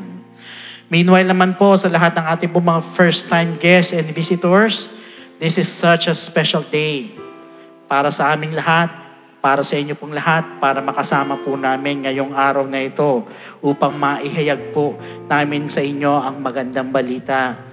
Alam niyo po, napaka-bless po ninyo sa mga bisita po na nandito, sa mga first-time viewers po natin. Napaka-bless po ninyo dahil gusto po ng Panginoon na mabago po ang inyong mga buhay. Makalaya kayo sa anumang pagpapahirap ng devil or yung gumagapos po sa inyo kung meron man, at kung kayo man po ay nakakaramdam ng emptiness sa inyo po mga puso, alam niyo po, tanging Diyos lang po ang kaya magkompleto po niyan. Yung kakulangan po sa puso po ninyo, ang Diyos lamang po ang katugunan niyan. Bukod po sa inyo, hangad din po ng Panginoon na maabot din po ang inyong po mga mahal sa buhay. At para mangyari ito, of course, may gagawin po tayo. Unang-unang gagawin po ninyo is to accept Jesus Christ in your life as your personal Savior and believe in His gospel for you to be saved. Sa lahat ng mga bisita, ngayon sa mga first-time viewers, pag sinabi po nating salvation, ang sabi sa Ephesians chapter 2 verse 8, "For by grace you have been saved through faith, and that not of yourselves, it is the gift of God." Malinaw po na sinabi ng Bible that we are saved by grace through faith. Kaya lang po ang tanong, saan po tayo mananampalataya at maniniwala? It is found in 1 Corinthians chapter 15 verses 1 to 4. It is about the death of Christ, the burial of Jesus Christ, and the resurrection of Jesus Christ na kailangan po natin sampalatayanan at paniwalanan. At alam ko po, you are all familiar with this, na alam natin si Kristo ay namatay, siya ay nilibing, at sa ikatlong araw, siya po ay nabuhay na magmuli. And perhaps lahat po kayo ay naniniwala. Kaya lang po, is believing enough? Pag tayo po ba'y naniwala na nampalataya, tapos na, tutulok na po tayo doon, hihinto na po tayo doon. Ang sabi sa 1 Peter chapter 4 verse 17 sa bandang baba ng talata, what will be the end of those who do not obey the gospel of God? Ano daw ang katatapusan? Ano daw ang dulo doon sa hindi sumunod sa gospel ng ating Panginoon? So sa madalit sabi, the gospel of Christ must be obeyed. Pag tayo nanampalataya, tayo naniwala, lalakipan po natin ang pagsunod. Hindi po tayo matatapos sa believing, but rather we need to obey the gospel of Jesus Christ. But the question is, how will you obey? It is found in the book of Acts chapter 2 verse 38. Unang-una, we are going to repent. Tayo po magsisisi po ng ating mga kasalanan. We're going to ask for forgiveness. We're going to confess our sins. At kahit feeling mo, ang dami mong kasalanan, ang dami mong kapalpakan, at for as long as nandun po yung genuine repentance sa ating mga puso, dahil dyan naman po nakatingin si Lord eh. Yung taos puso ng pagsisisi po natin. Believe me, my friend, the Lord is willing and able to forgive your sins. Diyan din po papasok yung po death to sin. Yan po yung unang step, we need to repent. Second, we need to be baptized in the name of Jesus Christ. So tayo naman po ibabautisman sa tubig, ilulubog po tayo sa tubig in the name of Jesus Christ po yan. Ang sabi sa Romans chapter 6 verse 4, therefore, we were buried with Him through baptism into death. Ulitin ko, we were buried with Him through baptism into death, that just as Christ was raised from the dead by the glory of the Father, even so we also should walk in newness of life. So madalit sabi, we need to be baptized in the name of Jesus Christ. Why? Dahil para bagang inililibing naman po natin yung ating po mga kasalanan, kasabay naman po ng paglilibing kay Kristo. Take note, hindi po ito paghuhugas ng dumi ng katawan, kundi ito po yung pag-aalis po ng dumi o ng kasalanan po natin. Yan po yung pangalawang step. We need to be baptized in the name of Jesus Christ. The third step is we need to receive the gift of the Holy Spirit. Diyan naman po papasok ang ating transformation, yung ating pong regeneration. Sa mga dalit sabi, tayo mababago na po na nabanggit po yun sa Romans 8:11 tsaka sa Titus 3 verse 5. In fact, once we receive the gift of the Holy Spirit, we're also receiving power saan? Aminin nyo man hindi, sa mga bisita na nandito, sa mga first-time viewers, lahat tayo may kahinaan. Minsan pinipilit natin magbago isang buwan, 2 buwan, sa mga susunod na panahon, bumabalik ka sa dati. Bakit? Sarili mo lang. But you know what? Once you receive the gift of the Holy Spirit, yan yung sinasabing power. Saan? Power to overcome all our weaknesses. At yan din po yung magpapaalala po sa atin para makasunod sa kalooban ng Panginoon. Yan din po yung mag-guide po sa atin sa lahat ng mga salita ng Diyos na mga napapakinggan po natin. Kaya napaka-importante na ito po 3 bagay nito yung maganap po sa atin. Unang-una, we need to repent. Second, we need to be baptized in the name of Jesus Christ. And thirdly, we need to receive the gift of the Holy Spirit. And that is what we call the good news. And that is the gospel of Jesus Christ. So at this moment, habang nakatayo po kayo nandito, pwede po ba na iyuko po ninyo yung mga ulo? Just a short minute. Just whisper a short prayer to the Lord. At tayo po sa likod, pag-pray po natin sila, taas natin yung kamay natin sa kanila. Sabihin mo lang sa Panginoon, Lord, I'm sorry. Nagkamali ako. Marami akong kapalpakan, patawarin mo po ako. Kaya mo, Panginoon, at tulungan mo akong magbago. Patawarin mo ako sa lahat ng mga pagkakamali ko. Just whisper a short prayer to the Lord.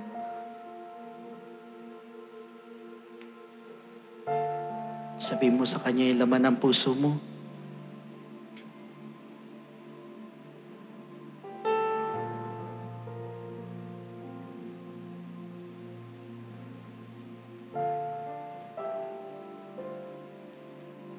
At this moment, habang nakayuko po ang ating po mga ulo sa mga bisita po namin, pwede po ba na itaas po ninyo yung 2 kamay? Sige po, sa mga bisita, pakitaas po ang 2 kamay po ninyo bilang tanda ng pagsuko sa ating Panginoon. And please repeat after me with this prayer. Panginoong Jesus, lumalapit po ako sa iyo bilang isang makasalanan. Patawarin mo po ako sa lahat ng aking mga pagkakamali at pagkukulang. Sa oras na ito, tinatanggap po kita bilang sariling tagapagligtas at tinatanggap po kita bilang Diyos ng aking buhay. Naniniwala po ako na ikaw ay namatay, ikaw ay nilibing, at sa ikatlong araw ay nabuhay na magmuli. Tulungan mo po ako makapagsimula ng bagong buhay at idagdag mo po ako sa iyong kaharian. Maraming salamat po sa pangalan ni Jesus. Amen. Praise the Lord. Yan po yung first step. Para sa pangalawang step po, can you kindly follow yung pong orange flag sa likod po ninyo? Nakikita po ninyo yung orange flag. Sige po, about Facebook kayo sa mga bisita. Well, sa mga first time viewers po natin, andyan naman po yung mga telephone numbers natin. Pwede po kayong tumawag po dyan para makapagpa-schedule ng water baptism or otherwise mag-message po sa ating pong FB page. So meanwhile, here's our beloved Pastor Norma for the additional message and benediction. So once again, God bless every one of you and to God be all the glory.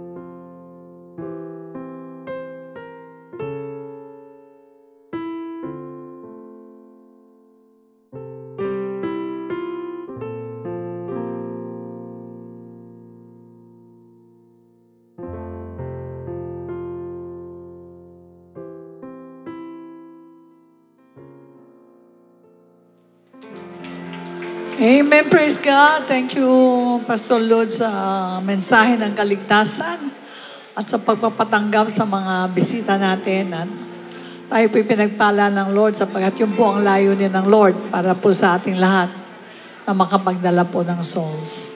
Alright, tayo po'y dadako sa ating pong offertory, Proverbs 18:16. A man's gift makes room for him and brings him before great men.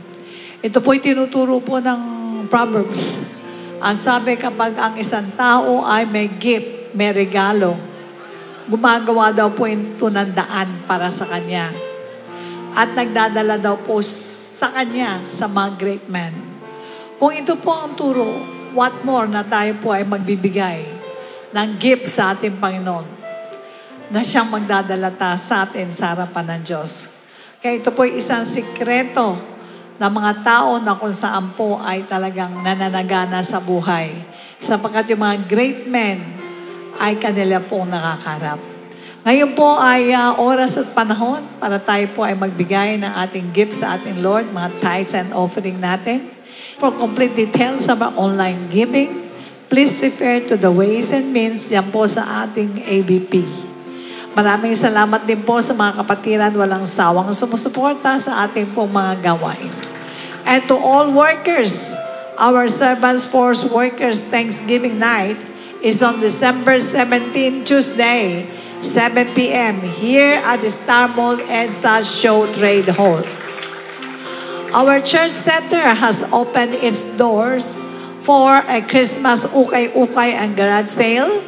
Visit us from Monday to Saturday. You may also donate any of the following items on the screen. Donation box is located at the information booth, or you may also drop them at our church center.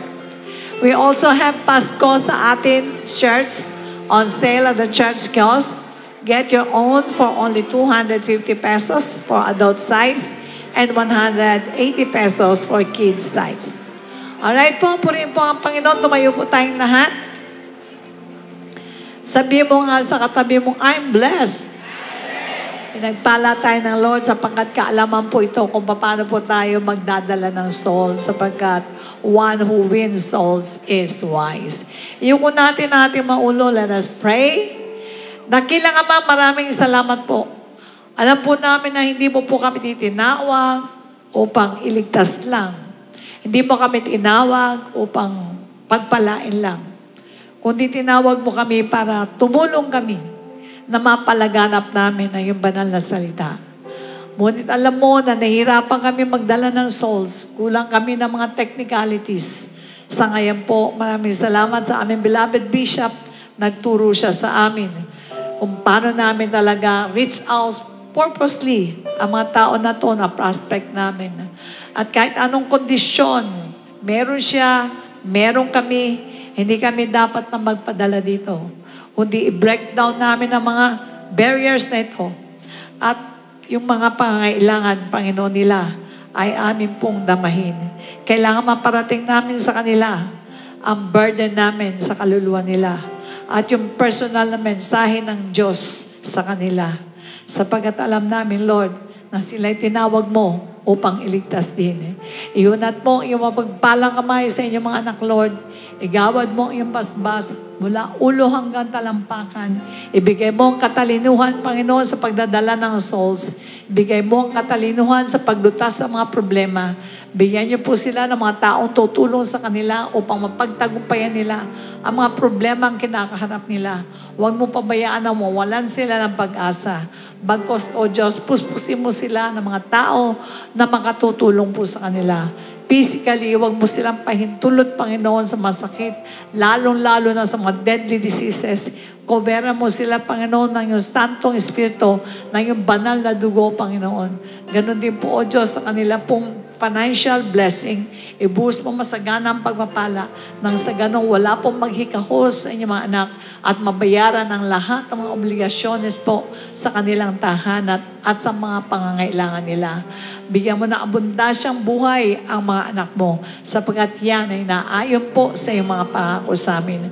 Pagpalain mo, Panginoon, ang lahat po ng mga tao na lumapit sa harapan na hindi lamang po sila ngayon lumapit, kundi lagi-lagi na po sila madala sa gawain mo upang sa ganon ay magpatuloy po sila sa pananampalataya. Tinataas din namin ang gawain ng church na ito, Lord. Pagpalain mo kami, magpadala ka ng maraming mga workers upang tulungan mo kami sa pag-ani ng maraming mga kaluluwa. Alam namin na kayo po ay malapit ng babalik. Kaya Ama, pagpalain mo rin ang bansa namin. Huwag mo kaming paubaya, Panginoon, sa magulong bansa. Pag-ayusin mo mga leaders namin, bigyan niyo po sila ng katalinuhan kung paano po maayos ang mga problema. Huwag mong pabayaan na magkaroon ng civil war. Huwag mong pabayaan magkaroon, Panginoon, ng giyera, Panginoon, dahil lang sa mga problema namin sa mga international countries. Maraming salamat, tinitiwala po namin ang aming bansa sa inyo, ang aming mga sarili, ang mga loved ones namin, ang mga sarili namin tahanan. Huwag mong ipagkatiwala ito sa gawa ng kaaway. Ingatan mo po ang bawat isa sa pag-uwi at ang mga salitang tinanggap mula sa iyo ay iukit mo sa aming isip, ilagay mo sa aming puso at bigyan mo kami ng magandang application. Maraming salamat sa iyo po lahat ng kapurihan. In Jesus' name we pray. And everybody say Amen. Amen. The Lord bless and keep you and make His face shine upon you and be gracious to you and lift up His countenance upon you and give you peace. God bless you and to God be the glory.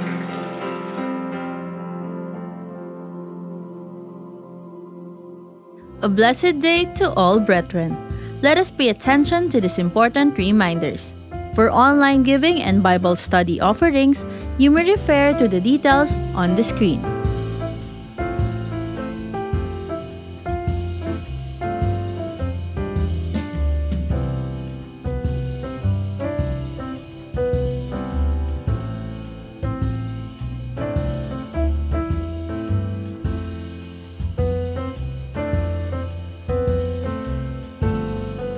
To all who give via check, please indicate the correct account names.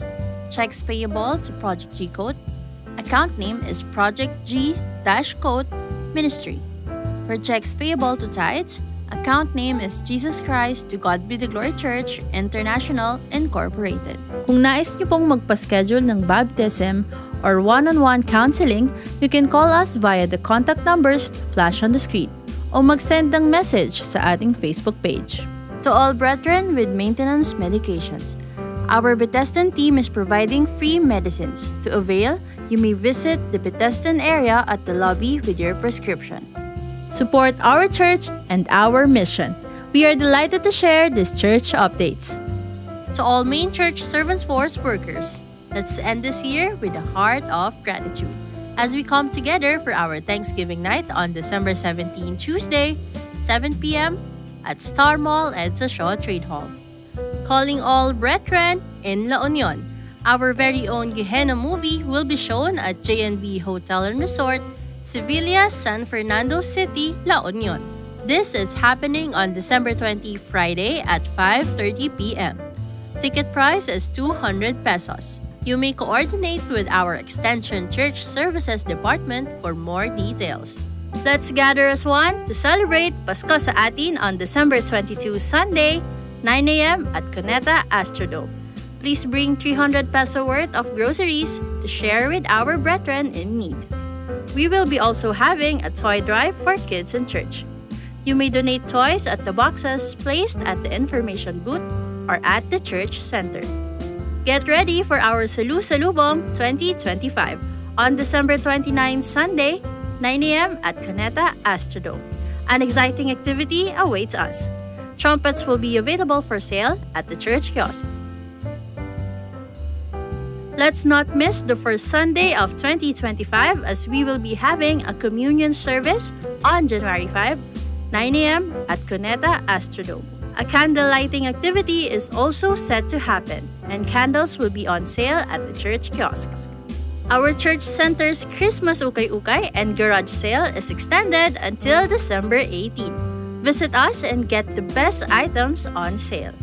You may also donate any of the following: appliances, equipment, toys, clothes, instruments, children's books, and school supplies. Donation box is at the information booth.